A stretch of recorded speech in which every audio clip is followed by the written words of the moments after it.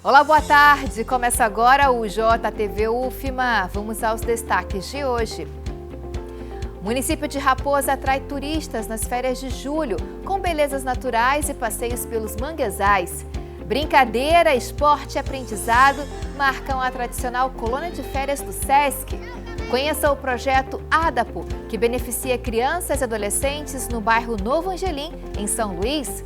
No quadro É Gol, vamos destacar o bicampeonato mundial de futebol da Espanha, os próximos passos da seleção brasileira e a Copa do Mundo Feminino de Futebol. E confira ainda as dicas de concursos e empregos para você. Nosso telejornal está no ar.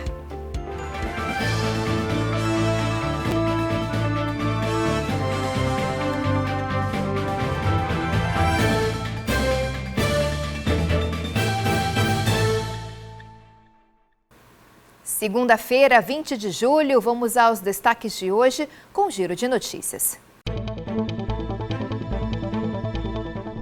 Um homem identificado como Eric Almeida foi morto a tiros na madrugada deste sábado no bairro Vila Idelmar, em Açailândia.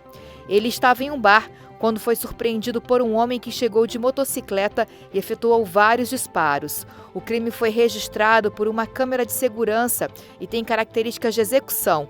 O suspeito fugiu logo após o ataque e até o momento segue foragido. Um incêndio de grandes proporções atingiu um depósito de material de construção no bairro Bela Vista, em Pedreiras, durante a madrugada deste domingo. O fogo se espalhou rapidamente, atingiu uma caçamba, danificou transformadores da rede elétrica e alcançou parte de uma residência vizinha. O Corpo de Bombeiros trabalhou para conter as chamas e evitar que o incêndio se alastrasse pela região. Não houve registro de feridos. As causas do incêndio estão sendo investigadas. E a final da Copa do Mundo foi marcada por confusões em diferentes pontos de São Luís. Brigas foram registradas no bairro do São Bernardo e em um shopping da capital, logo após a vitória da Espanha sobre a Argentina. Vídeos que circulam nas redes sociais mostram torcedores trocando socos em via pública e mulheres brigando na praça de alimentação do shopping. Até o momento não há informações sobre presos ou feridos graves e as autoridades ainda não se pronunciaram oficialmente sobre as ocorrências. Começam hoje as alterações no trânsito da Avenida São Carlos, no bairro Olho d'Água. As mudanças fazem parte das intervenções necessárias para a continuidade das obras da nova litorânea. Vamos saber mais detalhes agora com a repórter Luísa Rabelo. As mudanças começam a valer já nesta segunda-feira e vão alterar o trânsito da região. A recomendação é que os motoristas redobrem a atenção e fiquem atentos às sinalizações implantadas no local. As alterações fazem parte de uma nova etapa das obras da nova litorânea, que vão interligar a Avenida Litorânea, a Avenida São Carlos e a MA 203. Na descida da Avenida São Carlos, próximo à Praça de Iemanjá, o fluxo passará a ser em sentido único, seguindo em direção à litorânea. Já na Avenida Litorânea, haverá desvio, estreitamento da pista e circulação em faixa única até a entrada da Avenida Rio Claro. Segundo a Secretaria de Estado da Infraestrutura, as intervenções são necessárias para a execução de serviços de drenagem, pavimentação e implantação da nova estrutura viária. Toda a área estará sinalizada e contará com o apoio da Polícia Rodoviária Estadual para orientar os condutores. A previsão é que as mudanças permaneçam até o fim de agosto. No início de setembro, com o avanço das obras, o trânsito deverá ser totalmente liberado. A recomendação, então, é que os motoristas programem as saídas sempre que possível e usem também rotas alternativas. Com essas informações, eu volto com você no estúdio. Obrigada, Luísa. Vamos agora de iniciativa social para o bem aqui no JTV. Hoje no quadro Fala Comunidade você vai conhecer o projeto que faz a diferença no bairro Novo Angelim, em São Luís. É o projeto ADAPO, que desenvolve ações de educação, cultura e lazer, contribuindo para o desenvolvimento das crianças e adolescentes do bairro. Veja só.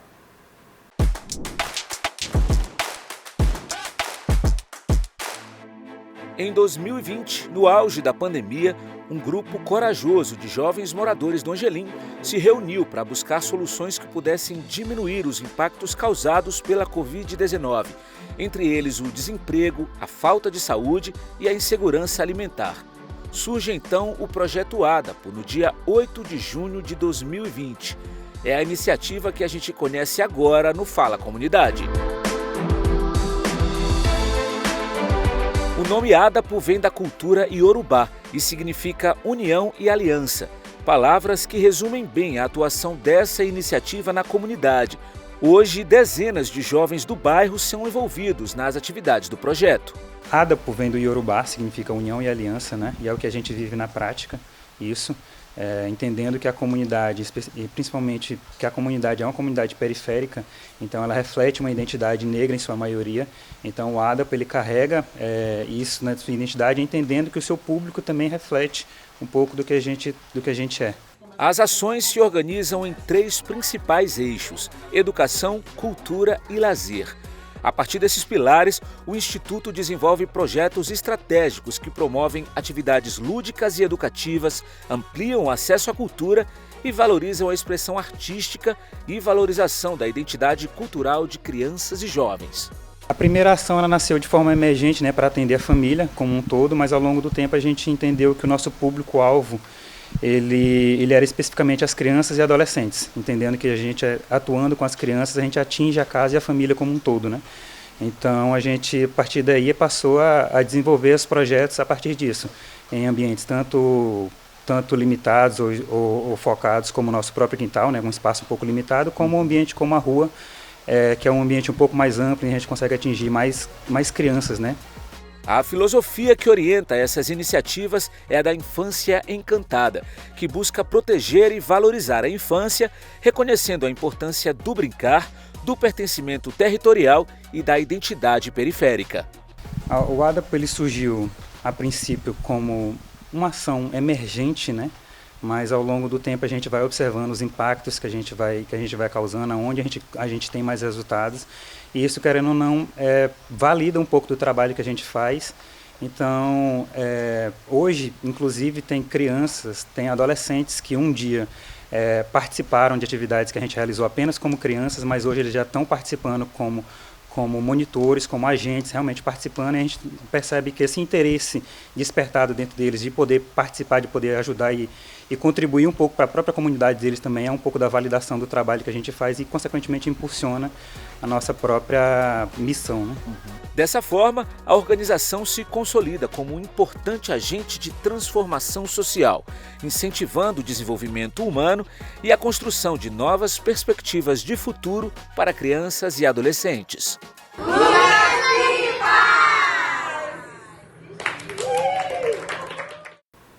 Parabéns a todos do projeto. Vamos checar agora as dicas de concursos e empregos para você.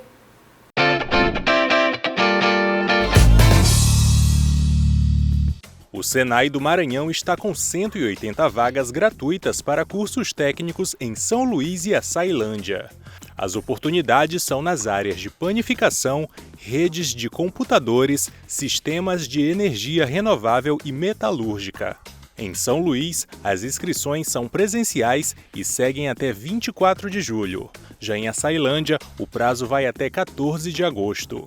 Para mais informações, confira o QR Code na tela. A Prefeitura de São José de Ribamar está com processo seletivo aberto para professor da educação infantil. São 900 oportunidades, sendo 300 vagas imediatas e 600 para cadastro de reserva. A remuneração é de R$ 3.847. As inscrições estão abertas até 27 de julho, exclusivamente pela internet. Para mais informações, confira o QR Code na tela. Estão abertas as inscrições para o concurso da Polícia Militar do Maranhão. O edital oferece 1.000 vagas para os cargos de soldado e soldado músico, destinadas a candidatos com ensino médio. O salário inicial é de mais de R$ 6.000 e as inscrições podem ser feitas até 7 de agosto pelo site do Sebrasp.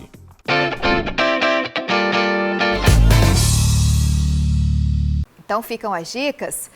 Vamos mudar de assunto agora. O açaí, gente, é um dos maiores símbolos da Amazônia e um produto cada vez mais valorizado dentro e fora do Brasil.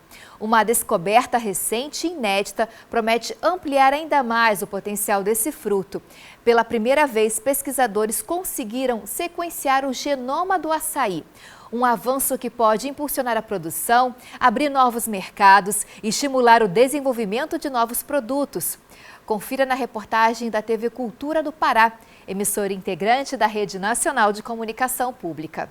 Pesquisadores da Embrapa e da Universidade Federal do Pará mapearam pela primeira vez todo o material genético da espécie. É como reunir um manual que revela as características da planta e ajuda a entender melhor como ela se desenvolve. A gente vai poder estudar genes que estão associados com a produção das antocianinas no fruto, genes que podem estar associados a maior adaptação da planta à terra firme, genes que estão associados à produção de frutos em diferentes fases, que pode ajudar a resolver na questão da entre-safra, né? Que o açaizeiro tem um período que não produz frutos. Foram meses de trabalhos divididos em 4 etapas até chegar ao resultado. Antes era preciso esperar anos para saber se uma muda teria boa produtividade ou outras características desejadas. Com o sequenciamento, parte dessa resposta pode ser encontrada ainda no início do desenvolvimento da planta, tornando as pesquisas mais rápidas e precisas. Do ponto de vista aplicado, a gente consegue visualizar várias coisas, desde o melhoramento genético, que é algo que a Embrapa está muito interessada em realizar. Quando você tem dados genéticos de uma planta, você consegue, por exemplo, metabólitos que são produzidos por aquela planta, que são de interesse para a indústria, seja ela farmacêutica, seja ela cosmética. Agora a gente consegue sintetizar isso dentro do laboratório, não utilizando a planta, mas utilizando sistemas biológicos de produção daquele metabólito. Na pesquisa existem vários segmentos e essa é uma das áreas onde já se pode ver todo o resultado. Na prática, esse conhecimento pode ajudar a selecionar plantas mais produtivas, identificar características ligadas à qualidade do fruto. Um avanço que fortalece a pesquisa e amplia as possibilidades para uma das maiores riquezas da Amazônia. A de síntese ela é muito mais sustentável, porque a gente não precisa mais ir para campo, ficar coletando a planta, extraindo o material dela. A gente consegue, por mecanismos de biotecnologia, clonar toda aquela informação genética dentro do laboratório e produzir aquilo em larga escala, dependendo da molécula que a indústria tem interesse. Parabéns aos pesquisadores. E julho é sinônimo de férias escolares e de muita diversão para a criançada. Nesse período, as colônias de férias se tornam uma das opções preferidas das famílias, reunindo brincadeiras, esportes, oficinas e atividades que estimulam a convivência e o aprendizado. E um dos exemplos mais tradicionais em São Luís é a colônia de férias do SESC, que todos os anos recebe dezenas de crianças com uma programação repleta de lazer e momentos inesquecíveis. Julho é o mês de férias e para a criançada é a chance de passar mais tempo brincando. Uma opção nessa época é a programação da colônia de férias do SESC Olho d'Água. Diversão garantida com muito esporte e brincadeira. A gente vai para a quadra, nós brinca muito de futebol, essas coisas. E nós gostamos muito disso. A do Infame foi muito legal. A programação mistura momentos de lazer com atividades que estimulam a convivência e socialização dos participantes. Tradicionalmente já tem há décadas que o SESC faz esse trabalho de colônia de férias, né? A gente envolve aí muita diversão, com um pouco de educação, cultura.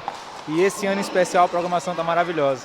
Cerca de 200 crianças se reúnem para brincadeiras, gincanas, dança, oficina de musicalização e atividades como futebol de sabão.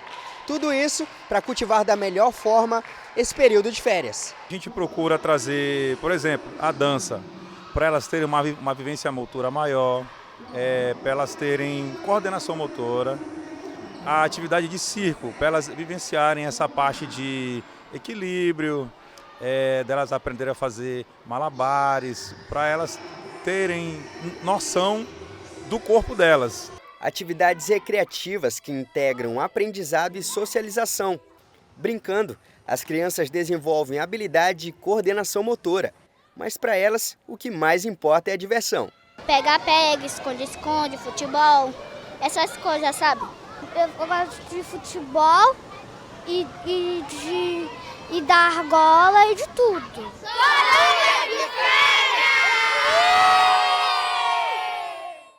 Pois é, a colônia de férias do SESC é uma das mais tradicionais da cidade, com muita diversão e aprendizado.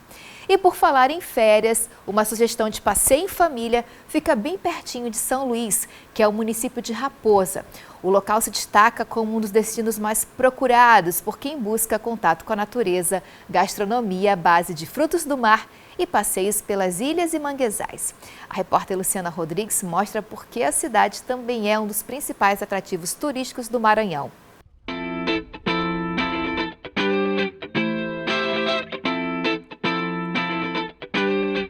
Um convite à tranquilidade e à contemplação da natureza. Barcos coloridos, muito verde e pessoas em busca de diversão.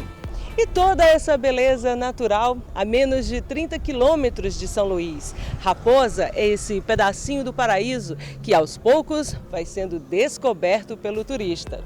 Mais uma beleza do Nordeste que atrai visitantes do Brasil e até de outros países. Espero muito que eu tenha um contato mais próximo com as fronhas, né, com a culinária do local, com as ostras. Ouvi falar demais do banho, que é um lugar muito gostoso, que é uma paisagem diferente de todas que a gente costuma conhecer nos cantos do Brasil. Empolgação não falta. Reunião com amigos, com a família, pose para eternizar o momento. Alegria de uns, trabalho para outros. Os famosos passeios náuticos de Raposa são perfeitos para apreciar a paisagem. Primeiramente os manguezais, a área de preservação ambiental, né, uma APA. Você não vê o lixo aparente, não tem derramamento de esgoto. Então aparecem pássaros, a gente consegue mostrar peixes, ou muita ostra nos manguezais, que é onde tem muita ostra não tem poluição. Então aqui ainda está bem preservado. E é nesse cenário paradisíaco do Porto do Braga, no município de Raposa, que muitas famílias tiram seu sustento do turismo. Mas é preciso investir em capacitação e reforma das embarcações, porque o turista sabe que a qualidade é o grande diferencial. Gerações de uma mesma família que encontram no mar o sustento.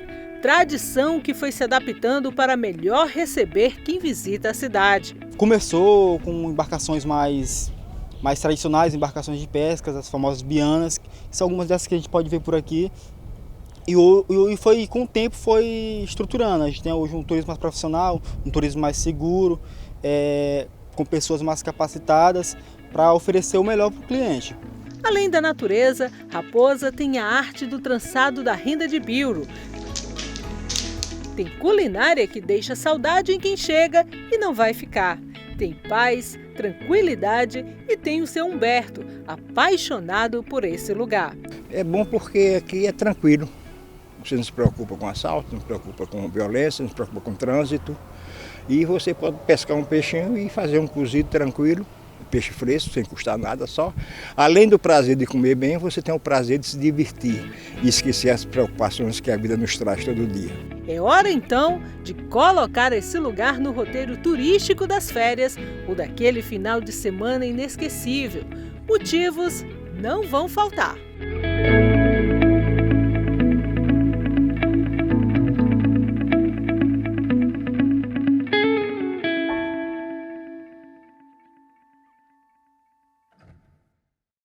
Uma ótima dica de passeio para você e bem pertinho de São Luís, né? O assunto agora é Copa do Mundo de Futebol com o quadro É Gol!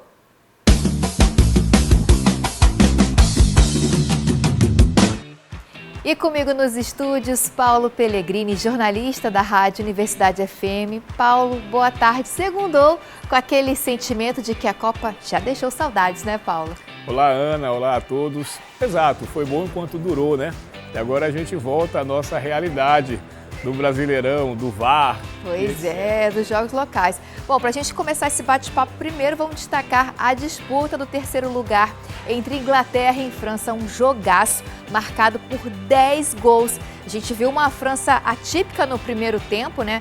Mas com um poder de reação muito forte no segundo tempo que não foi páreo para a Inglaterra, né? Para frear a vitória da Inglaterra, né? Terceiro lugar também com aquele gostinho, né, de que poderia ter ido para a final, né, Paulo? Exato, é aquele jogo que ninguém quer jogar, mas também ninguém quer perder, né? Então a gente percebeu, quando a França realmente entrou muito desligada e a Inglaterra foi empilhando um gol após o outro, ficou ruim para os franceses, eles voltaram para o segundo tempo, no mínimo para diminuir aquela vergonha que tinha ocorrido no primeiro. Então o jogo acabou sendo muito legal de assistir e marcou um recorde, né? O Mbappé, com os 2 gols, ultrapassou o Lionel Messi e passou a ser o maior artilheiro de todas as Copas. Então, pelo menos para isso, além dos 10 gols, o jogo também teve um caráter histórico. Já a gente fala de Messi, né? Primeiro, destacar Espanha, bicampeã mundial, né? Dizer que você acertou o placar sexta-feira. Sexta-feira, Paulo esteve aqui e falou que a Espanha ia ser campeã por 1-0, Paulo. Parabéns, acertou o placar, hein? A Espanha é esse time do 1-0, né? As grandes vitórias da Espanha na Euro, na outra Copa do Mundo também, contra a Holanda. Esse 1-0 em que ela domina e acaba fazendo só um golzinho suficiente para levantar a taça. Bom, a gente falando da Espanha, né? Um destaque dessa partida, dizer que a Espanha dominou a Argentina, teve maior posse de bola, né? Fechou a Copa do Mundo com uma das melhores defesas da Copa também, né? Foi o time nessa final também que criou mais e muitos destaques, né, da seleção espanhola, né? A Espanha soube crescer no Mundial na hora certa, né? Ela fez uma primeira fase regular, embora eficiente.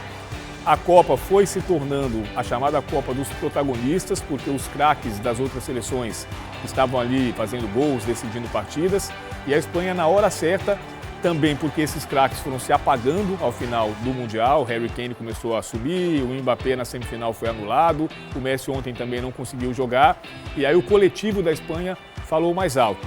Então foi uma vitória justa, uma vitória de um trabalho a longuíssimo prazo que a Espanha tem no seu futebol e acabou culminando com esse bicampeonato, que inclusive uma seleção que chega a 2030 também ainda jovem, né? Você viu a quantidade de meninos que a Espanha tem, jogadores sub-23, que vão render futebol aí para várias Copas do Mundo. Parabéns, né, a seleção espanhola, seleção do técnico Luis de la Fuente venceu, né, enfim, jogou muito, né? Mostrou superioridade. E a gente estava falando dessa seleção jovem, né? No duelo de Yamal e Messi, Yamal levou a melhor e marcou também aquela imagem do Messi chorando após a derrota, né, Paulo? Olha, o Messi, assim, sendo justo, né, na minha visão, de muita gente inclusive, o Messi foi o craque da Copa. Essa coisa de dar o título do melhor da Copa para o jogador do time campeão, geralmente acontece, porque afinal é o time campeão, mas é um prêmio individual. Então, por ser um prêmio individual, talvez o olhar para o rendimento do jogador ao longo do Mundial fosse mais justo. E nesse sentido, sem dúvida, na minha visão, o Messi foi o craque da Copa do Mundo. Mas ele acabou sendo o grande derrotado da Copa. Até sábado, o Messi tinha tudo para ser campeão mundial, ou seja, ganhar o decantado segundo título mundial, tinha tudo para ser o artilheiro da Copa e tinha tudo para se manter como o maior artilheiro da história das Copas. No domingo, ele encerra o domingo não sendo campeão mundial, não sendo artilheiro, não sendo o maior artilheiro das Copas e não levando a bola de ouro do Mundial. Então o choro do Messi também teve a ver com isso. Foi a emoção de estar diante da sua plateia ali gritando o nome dele, a emoção de uma provável última Copa inteira, mas também a frustração de ter escapado pelas mãos todas essas marcas que até o dia anterior pareciam ser dele. A gente fala de jogar a Copa inteira porque na sexta-feira você falou que o Messi e o Cristiano Ronaldo podem jogar uma partida ou outra em 2030, né, que é a próxima edição da Copa do Mundo, né, Paulo? Inclusive, Ana, você falou agora há pouco da Espanha ter sido a melhor defesa da Copa, de fato ela só tomou um gol, e o goleiro Unai Simón recebeu o troféu de melhor goleiro da Copa justamente por isso. E o dado curioso é o seguinte, o Unai Simón, na Copa do Mundo, ele fez 10 defesas, de tanto que a Espanha não deixa o adversário chegar. Só ontem o Dibu Martínez fez 11 no jogo contra a Espanha. 11 defesas, 7 delas difíceis. Então, isso mostra como a Espanha domina o adversário e não deixa o outro time chegar perto. A Argentina não conseguiu acertar o gol. Deu oficialmente 2 chutes, os 2 fora do alvo, e com isso foi a primeira seleção na história das Copas a encerrar um jogo sem acertar o alvo adversário.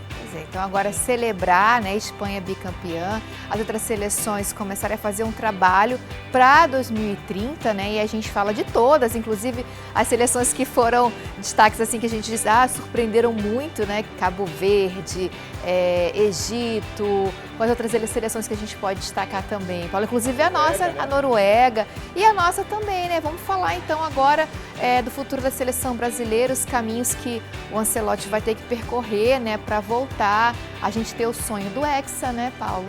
Olha, como está o futebol brasileiro hoje, resta ao Ancelotti continuar mapeando jogadores de qualidade, tentar formar um time e ser competitivo. Por que eu digo isso? Porque no Brasil o buraco é um pouco mais embaixo. O que a gente tem vivido nas últimas gerações, na última safra de jogadores, é a falta da formação do jogador decisivo, do jogador que responda em campo no papel de protagonista. O Brasil não tem um protagonista desde o Neymar dos bons tempos, isso já faz pelo menos 6, 7 anos. Então a gente não forma mais craques. E mais do que isso, a gente não forma jogadores para todas as posições. A gente tem muitos jogadores de lado de campo e muitos zagueiros. A gente não tem centroavante, a gente não tem armadores, não tem laterais. Então assim, o problema do Brasil está na base, na minha visão. A formação de jogadores mais específicos para posições e entre esses jogadores também aqueles mais polivalentes, que consigam jogar em várias posições. Hoje, um jogador de ponta, ele não é um craque na lateral, um craque na meia, ele é um craque. Ele joga em qualquer lugar. E a gente ainda tem nas escolinhas do Brasil, nas formações, o jogador que é colocado como lateral, como ponta, coisa de 50 anos atrás. Então o Ancelotti, nessa realidade, não tem muito o que fazer. Ele vai continuar convocando aqueles que a gente acha que são os melhores, mas que nem sempre serão suficientes para ganhar uma Copa do Mundo. Nós precisamos reformular a formação do jogador brasileiro. Também, e aí, nosso sonho do Hexa, né, a gente sempre torcer, sempre fazer o papel que a torcida brasileira fez muito bem nessa Copa de 2026. A gente está falando que a Copa masculina terminou, porque próximo ano, a gente tem Copa do Mundo Feminina de Futebol no Brasil, Paulo. Cercada de grandes expectativas, porque no feminino o Brasil está num patamar melhor do que o masculino. O Brasil hoje é top 5, top 4, tem feito bons amistosos contra as seleções de ponta, vai jogar em casa e a gente espera sim que a seleção consiga avançar pelo menos até a semifinal. Hoje no feminino o Brasil tem uma perspectiva melhor do que a do masculino. Paulo, olha, eu quero te agradecer por ter aceitado o convite, você, a jornalista Ana Letícia Ferro também, por participar do nosso quadro É o Gol, uma criação do nosso coordenador de jornalismo, o jornalista Fábio Cabral, que também tem o jornalismo esportivo na veia. Uma honra ter você aqui no nosso telejornal, no JTV UFMA. Muito obrigada por essa parceria, Paulo. Imagine, eu que agradeço o convite, a confiança e espero ter colaborado aí com as análises, que são sempre polêmicas, né, da Copa do Mundo. Fico no aguardo aí de outras oportunidades. Muito obrigada por ter agregado muito aqui ao nosso telejornal. E fica aqui que eu vou terminar o telejornal com você ao meu lado. Lembrando a você de casa que você pode rever nossas reportagens e entrevistas no EduPlay, Instagram e YouTube da TV UFMA. E tem também um resumo do nosso telejornal no programa Destaques às 18 horas. Um ótimo início de semana para você. Obrigada, Paulo. Até a próxima.